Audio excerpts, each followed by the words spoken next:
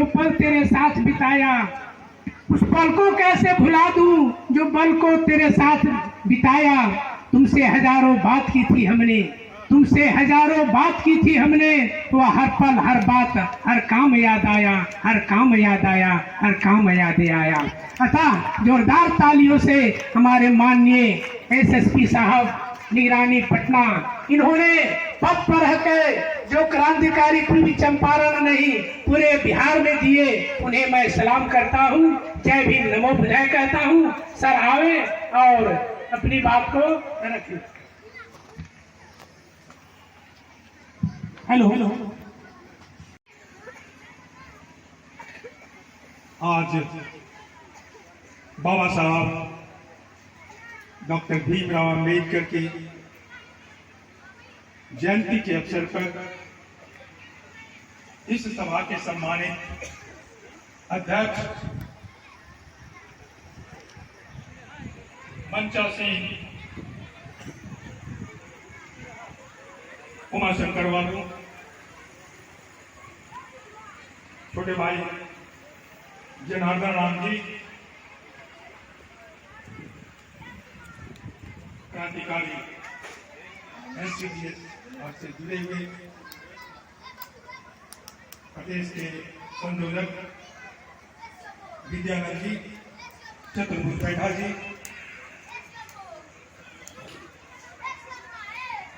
इस जिला के अनुसूचित जाति जनजाति कर्मचारी संघ के जिला अध्यक्ष भाई राम सेवक राम जी, संचालन कर रहे भाई सुखदीप जी, मंचा सिंह, तमाम साथियों, माफ करेंगे मैं सबका नाम नहीं ले सका, लेकिन सम्मानित मंचा सिंह बहनों और इस सभा में उपस्थित छोटे छोटे बच्चों, पत्रकार साथियों, भाइयों, मैं आयोजक, इस कार्यक्रम के आयोजक के सभी सदस्यों को मैं बहुत बहुत धन्यवाद देना चाहूंगा कि आपने मुझे यहां बुलाया और पुरजोर से स्वागत किया। मोटरसाइकिल की काफिला आपकी थी। मैं समझता हूं कि एक मोटरसाइकिल पर 3 लड़के तो थे ही, मिला जुला के 100 लड़के तो होंगे ही। मैं सोच रहा था कि जब शुरुआत ऐसी है तो वहां की छटा कैसी होगी। ये 100 युवक अपने समाज से, अपने घर से 5-5 लोगों को भी लाया होगा तो 500 आदमी तो जरूर देखने को मिलेगा। ये आयोजक मंडल से मैं आग्रह करना चाहूंगा कि ये सब कार्यक्रम के करने के पहले ग्राउंड वर्क होनी चाहिए। जनार्दन जी ने जितनी बातें कही बड़ी स्थानीय भाषा में कही और स्थानीय लोगों ने समझा। जहां तक मैं बात जो कहना चाहता हूं, जिसके बारे में आप सभी जानते हैं, बाबा साहब डॉक्टर भीमराव अंबेडकर, जिन्होंने किस कठिनाई से विद्या हासिल किया। अब सवाल उठता है कि बाबा साहब ऐसे ही पढ़ाई नहीं किए, उनका एक मिशन था, पढ़ने का मिशन था। जैसे हमारे बच्चे जब पढ़ते हैं तो उनका मिशन होता है कि मुझे क्या बनना है, इंजीनियर बनना है, तो मैथ फिजिक्स की ओर ध्यान देता है, डॉक्टर बनना है तो बायोलॉजी केमिस्ट्री पर ध्यान देता है। उसी प्रकार बाबा साहब का मिशन था कि जो सदियों से सताए हुए समाज हिंदू धर्म के चतुर चौथे वर्ण से नीचे शुद्ध अछूत जो बना करके रखा गया, इसका उद्धार कैसे होगा। चलिए कोई बात नहीं, अगर लोग जा रहे हैं तो मैं उन्हें रोक भी नहीं सकता, उनकी इच्छा है जाने की जाए। मैं यहाँ पर छोटे छोटे बच्चों को ही अपनी बात बता दूंगा, बहुत से बुद्धिजीवी हमारे यहाँ पर उपस्थित हैं, ये मेरी बात को समझेंगे। लेकिन बच्चे शोर मचाना बंद कर दो। तो मैं ये कह रहा था कि जो एक स्टूडेंट का जो मिशन होता है कि हमें क्या बनना चाहिए, बाबा साहब का भी वही मिशन। बाबा साहब ने देखा और समझा कि ये जो भेदभाव करने वाले द्विज वर्ग हैं, इनसे लड़ने के लिए विद्वता की आवश्यकता है और इंजीनियर और डॉक्टर बनने के लिए नहीं। उन्होंने देखा कि हमारा समाज गरीब है, हमारे समाज को न्याय नहीं मिलता है, तो बाबा साहब ने सोचा कि नहीं, समाज को न्याय दिलाने के लिए कानून की पढ़ाई करूंगा। उन्हें देखा कि भाई समाज में जो बुराइयां हैं, जो इंसान को इंसान नहीं समझता है, इसको खत्म करने के लिए हमें समाज शास्त्र का अध्ययन करना पड़ेगा, हमें इतिहास का अध्ययन करना पड़ेगा। और बाबा साहब ने इसी मिशन के तहत समाज का अध्ययन किए, इतिहास का अध्ययन किए, अर्थशास्त्र का अध्ययन किए और लॉ का बैरिस्टर बने। एक मिशन था कि जब तक हम ये अस्त्र शस्त्र था, विद्या उनका अस्त्र शस्त्र था और वो तमाम अस्त्र शस्त्र से लैस होना चाहते थे। इसमें एक संदेश है बाबा साहब का, एक सीख है बाबा साहब के मिशन को देखते कि आप भी अपने बच्चों को एक मिशन दें कि वो समाज के लिए क्या कर सकता है। तो बाबा साहब 5 विषय में, इकोनॉमिक्स में जो है उन्होंने 5 डिग्रियां ली और मामूली डिग्री नहीं, सभी में पीएचडी। और एक डिग्री उनकी ऐसी थी, वो BSc थी, डॉक्टरेट ऑफ साइंस। ये डिग्री जब बाबा साहब ने ली तो भाइयों, वो वर्ष था 1923 और आज कौन सा साल चल रहा है? 2023। कितने दिन हो गए? पूरे 100 साल। आज पूरे 100 साल हो रहे हैं जिस डिग्री को बाबा साहब ने लिया, और उस डिग्री को आज तक इस देश के किसी भी विद्वान ने उनके रिकॉर्ड को नहीं तोड़ा। आज तक किसी विद्वान ने, किसी भी अर्थशास्त्री ने इस डिग्री को प्राप्त नहीं किया। पीएचडी बहुत लोगों ने किया, लेकिन doctor of science in economics, अर्थशास्त्र में किसी ने ये डिग्री नहीं लिया 100 साल में। तो आज हम बाबा साहब की इस डिग्री पर भी हम जश्न मनाते, तो दोस्तों, ये उनकी शिक्षा और उनके ज्ञान का ही कारण था कि हजारों वर्षों से, सदियों से ये गुलाम देश। गुलामी दो तरह के थे, एक तो अंग्रेज के गुलाम सारे लोग थे, लेकिन दलित वर्ग दोहरी गुलामी का मार झेल रहे थे। एक अंग्रेजों की तो थी, उतना कष्टकर नहीं था। अंग्रेजों की गुलामी उतना कष्ट देने वाला नहीं था जितना कष्ट देने वाले यहाँ के धुइजों का, धुइज की गुलामी जितना कष्ट देने वाली थी। बाबा साहब को बांधते हैं अपने में कि बाबा साहब दलितों के नेता थे, हमारे नेता थे, लेकिन ये गलत बात है। बाबा साहब दलितों के नहीं, बल्कि इस तमाम इस देश के सभी लोगों का, सवर्णों का, महिलाओं का, पुरुषों का, सबके वो उद्धारक थे। इसलिए सबको मानना चाहिए बाबा साहब की।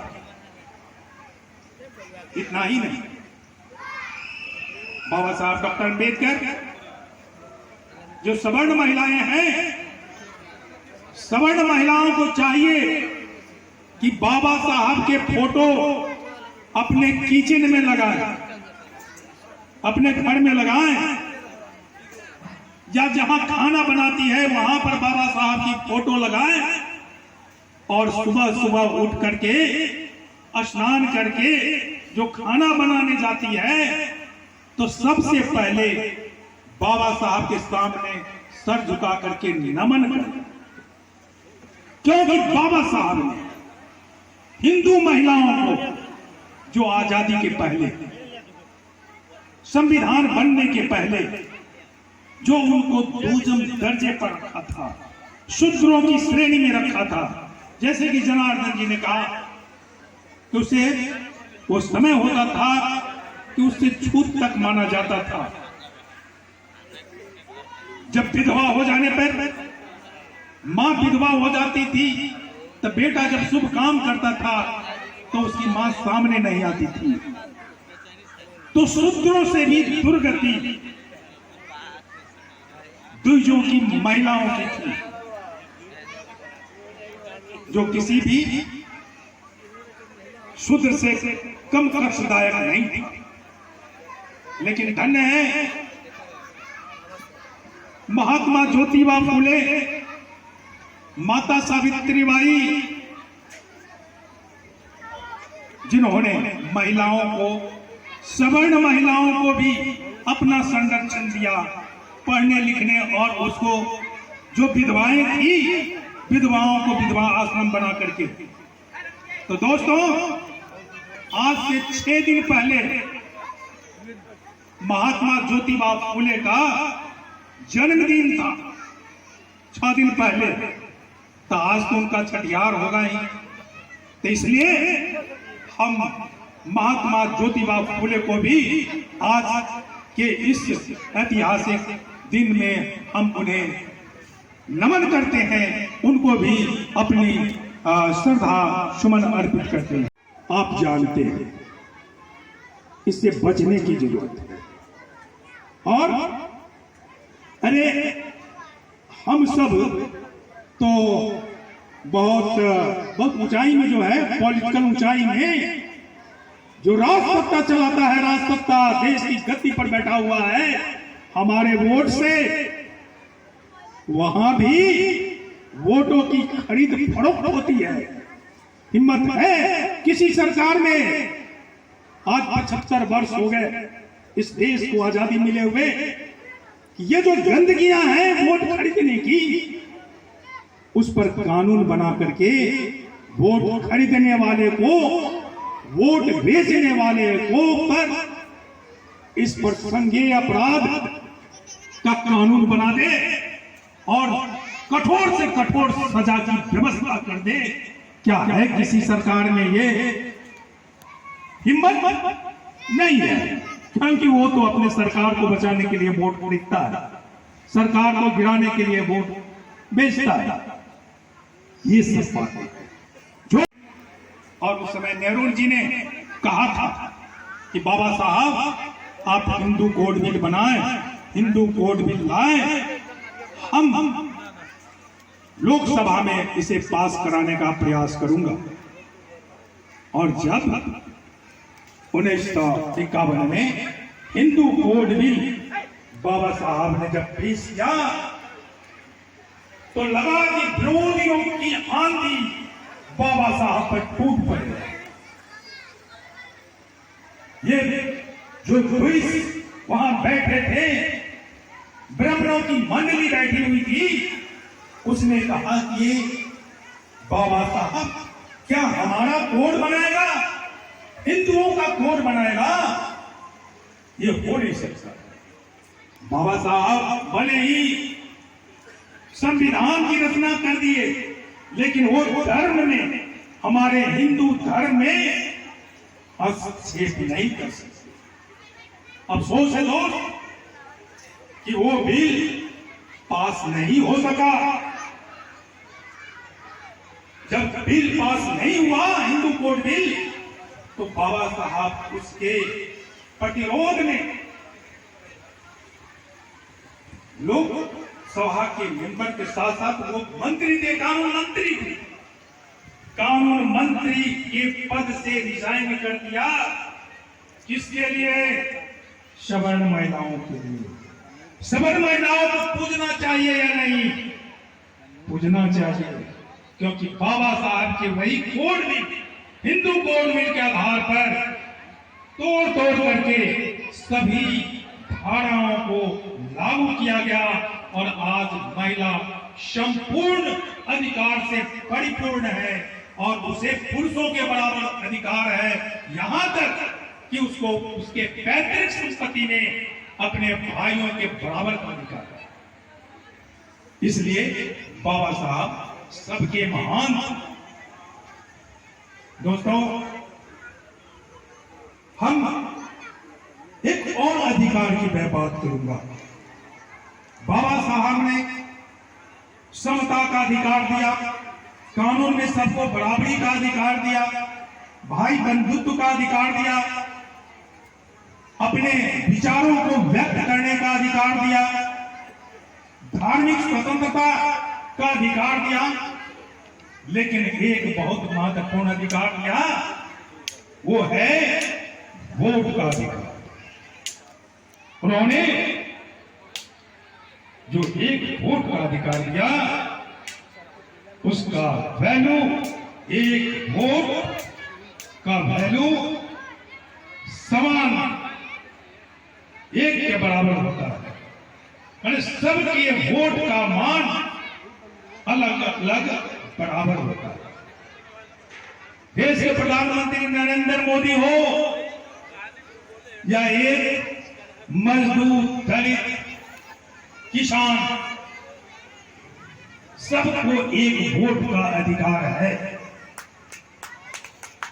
ये बहुत बड़ा है। लेकिन क्या हमने वोट के अधिकार को समझा? अगर समझ लिए होते तो आज इस देश पर बहुजनों का शासन होता। हम अपने एक वोट के अधिकार को नहीं समझा। बाबा साहब ने कहा था कि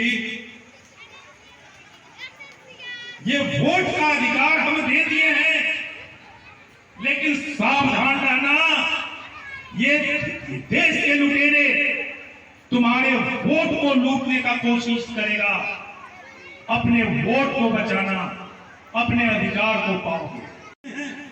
न रोना जानते, न संघर्ष करना चाहते। संघर्ष तो खत्म हो गया जब दलितों का संघर्ष उस दिन खत्म हुआ जिस दिन दलित से महादलित बना और दलितों का बंटवारा हुआ और दलितों के जाति का नेता अलग अलग। उस दिन से दलित का जो संघर्ष है वो कुंद पड़ गया और आज दलितों का संघर्ष करने वाला संभवतः नदी के बराबर आ गया। सब अपनी अपनी डफली अपना अपना राग बनाता है, सभी जाति का मिशन चलाता है, उससे देश का कल्याण होने वाला नहीं है। कल्याण किसका होगा? हम में फूट होगा तो कल्याण होगा वही आरएसएस के संघ, उसी का कल्याण होगा, हमारा कल्याण नहीं होगा। इसलिए जरूरत है कि हम सभी लोगों को एक मंच पर आने की, और हमने कहा कि हमारे लोग हंसना जानते हैं ना रोना जानते हैं। एक घटना, जिस घटना में मैं शामिल था, जब मैं SC/ST कर्मचारी संघ का प्रदेश अध्यक्ष था, तो हाजीपुर में एक कार्यक्रम में हमें इनवाइट किया गया। वहां के अध्यक्ष ललन जी थे, उन्होंने हमें बुलाया, और जब मैं वहां गया तो जब गेट पर गया तो हमें लगा कि मैं गलत जगह पर चला आया, गलत जगह पर चला आया। हमें इस सभा में नहीं आनी चाहिए थी, झंडा पताका देख करके हमें लगा, लेकिन तब तक आयोजक हमें देख लिया, दौड़ता हुआ जाकर के हमें कहा सर चलिए। हमने कहा भाई ललन मैं तो नहीं जाऊंगा, लगता है कि ये मंच गलत लोगों का है, लेकिन कहा कि कोई बात नहीं है, चलिए सर, आपको वहां चलना चाहिए। बड़ी मजबूरी में झेपते हुए, पसीना पोंछते हुए मैं उस मंच पर जाकर के बैठा। एक सज्जन जो दिल्ली से आए हुए थे उस मीटिंग में भाषण दे रहे थे, सुनिए जरा गौर से कि भाइयों और बहनों, ये शरीर को देखते हैं ना, ये शरीर में हाथ है, पैर है, उंगली है, आंख है, नाक है, सब अपना अपना काम करता है। कहीं शरीर के अंग में कहीं झगड़ा लड़ाई एक दूसरे में नहीं है। उसी तरह ये समाज है, समाज में हर एक जातियां हैं, हर एक जातियों का अपना अपना काम है। अगर सभी अपना अपना काम करता है तो समाज में कोई उपद्रव नहीं होगा, बड़ी शांति से, प्रेम से सब लोग रहेगा। जब ये भाषण मैंने सुनी तो मैं तन के बैठ गया और शरीर में गर्मी भी आ गई और लगा कि मैं सही जगह पर, सही मंच पर आया हूं। बाद में पता चला कि वो जो एक और वक्ता ने कहा कि हम आप लोगों को कुशल सफाई कर्मी बनाना चाहते हैं। हमने कहा कि अरे भाई ये तो और आगे बढ़ गया। मैं अपने बारी का इंतजार करता था, जब मेरी बारी आई, अच्छा उसके पहले स्वागत में कहिए वो लड़का एक गाना गाया। गाना क्या था? गाने का बोल था, मां मेरी धोती मैला, पिता गटर में गिरकर मर गया। बड़ी तालियां, खूब तालियां बजी इस बात पर कि मां मैला धोती है और बाप वो गटर को साफ करने में गया, वहां डूब के मर गया। बड़ी तालियां बजती है, हमको अफसोस भी हुआ है। और बाप गटर में गिर के मर गया, ये सुन करके तुम तालियां बजा रहे हो, ये तालियां बजाने का समय नहीं है। इस बात पर तुम्हें शर्म शर्म की नारा देनी चाहिए और उस व्यवस्था के प्रति आक्रोश व्यक्त करना चाहिए जिस व्यवस्था ने तुम्हारी मां को मैला ढोने पर मजबूर किया और बाप को गटर में जाने पर मजबूर किया। ये विरोध का नारा उठनी चाहिए। अच्छी बात है भाई, उस समय तो एक पटकनिया मैंने मारा, दूसरी बात कहा, और इस कार्यक्रम के जितने भी आयोजक हैं, आयोजक मंडल के तमाम सदस्यों को से मैं आग्रह करता हूं कि आप ऐसे कार्यक्रम करने के पहले ग्राउंड वर्क करें, ग्राउंड वर्क करें और इस कार्यक्रम में महिला और पुरुष की भारी संख्या में भागीदारी हो तो मजा आ जाएगा। मुट्ठी को पार करके आप तक नहीं पहुंच सकता है, इसलिए इतनी ताकत। और जब बाबा साहब के नाम आ जाए तो फिर मत पूछो क्या हो जाएगा। तो एक साथ मुट्ठी बांध करके हम लोग जय भीम का नारा देंगे। एक साथ जय भीम, जय भीम, जय भीम, जय भीम, जय भीम, जय भीम। एक और नारा आज तो छठियारी है ना, संत ज्योतिबा फुले, महात्मा संत ज्योतिबा फुले का कि जन्मदिन का छठा दिन है, इसलिए हम बोलेंगे संत ज्योतिबा फुले अमर रहे, अमर रहे। संत ज्योतिबा फुले अमर रहे, अमर रहे, अमर रहे। संत ज्योतिबा फुले अमर रहे, अमर रहे, अमर रहे। संत ज्योतिबा फुले अमर रहे, अमर रहे, अमर रहे। बहुत बहुत धन्यवाद, बहुत बहुत धन्यवाद। इन्हीं शब्दों के साथ मैं अपनी बातों को समाप्त करता हूँ। सारे आयोजक को मेरी शुभकामनाएं।